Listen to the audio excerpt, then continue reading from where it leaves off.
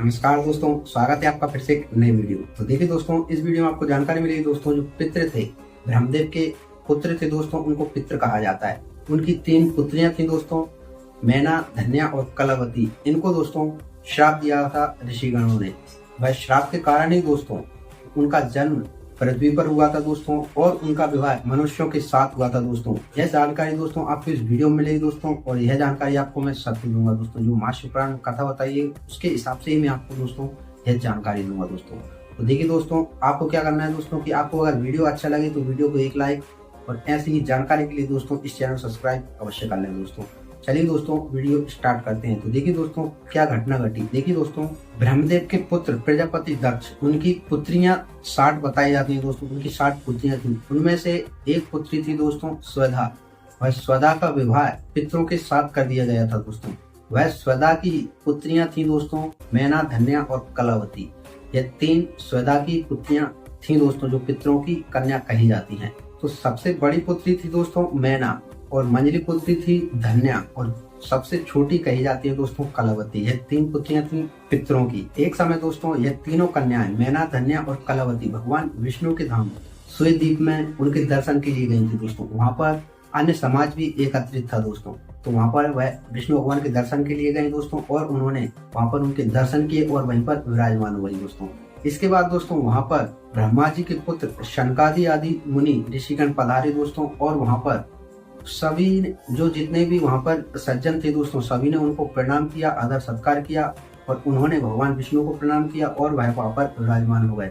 लेकिन दोस्तों जो पितरों की 3 कन्या थी मैना, धन्या और कलावती, यह तीनों दोस्तों वहीं पर बैठी रही। वह खड़ी नहीं हुई और उन्होंने उनको प्रणाम नहीं किया। तो दोस्तों आगे और भी घटना घटी, लेकिन इससे दोस्तों जो ऋषिगण थे, जो शनकादि मुनि थे, वह क्रोधित हो गए दोस्तों, और उन्होंने वह उन्हीं तीनों कन्याओं को दोस्तों श्राप दे दिया था दोस्तों। अब वह श्राप क्या दिया था, आप ये लाइव सुनिए दोस्तों। देखिए दोस्तों क्या श्राप दिया था। अभिमान में भरी हुई तुम लोगों ने ना तो हमारा अभ्युत्थान किया और ना ही अभिवादन किया। तुम लोग नरभन से मोहित हो गए हो, अतः इस स्वर्ग से दूर चली जाओ। यानी स्वर्ग से दूर चली जाओ, और अज्ञान से मोहित होने के कारण तुम तीनों ही मनुष्यों की स्त्रियां बनो। यानी दोस्तों यह श्राप दे दिया था।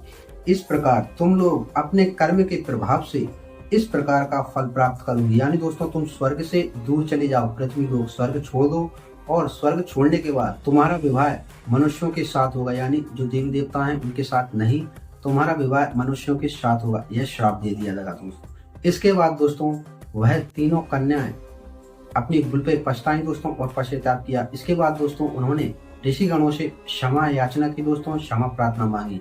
इसके बाद दोस्तों ऋषिगणों ने उनको उस श्राप के बदले में उनका समाधान बताया दोस्तों। वह समाधान क्या बताया, यह भी आप सुनिए दोस्तों। ऋषिगण बोले, हे पितरों की तीनों कन्याओं, तुम लोग प्रसन्न चित्त होकर मेरी बात सुनो। यह तुम्हारे शोक का नाश करने वाले और सदा ही तुम्हें सुख प्रदान करने वाली है। अब उसका निवारण बताया दोस्तों, सुनिए। तुम में से जो ज्येष्ठ है वह भगवान विष्णु के अंशभूत हिमालय, यानी भगवान विष्णु के अंशभूत हैं हिमालय। हिमालय गिरी की पत्नी होगी, और पार्वती उनकी पुत्री होंगी। यानी जो बड़ी पुत्री थी दोस्तों मैना, वह हिमालय गिरी की पत्नी बनी दोस्तों, और उनके गर्भ से माता पार्वती जी ने जन्म लिया था। योगी निस्वरूपा धन्या नामक दूसरी कन्या राजा जनक की पत्नी होगी। उसकी कन्या महालक्ष्मी होगी, जिनका नाम सीता हुआ। यानी दोस्तों जो मंझली पुत्री थी धन्या, उनका विवाह दोस्तों जनक जी के साथ हुआ, और उनकी पुत्री दोस्तों माता सीता बनी। यानी महालक्ष्मी ने उनके गर्भ से जन्म लिया, और वह सीता जी के नाम से प्रसिद्ध हुई।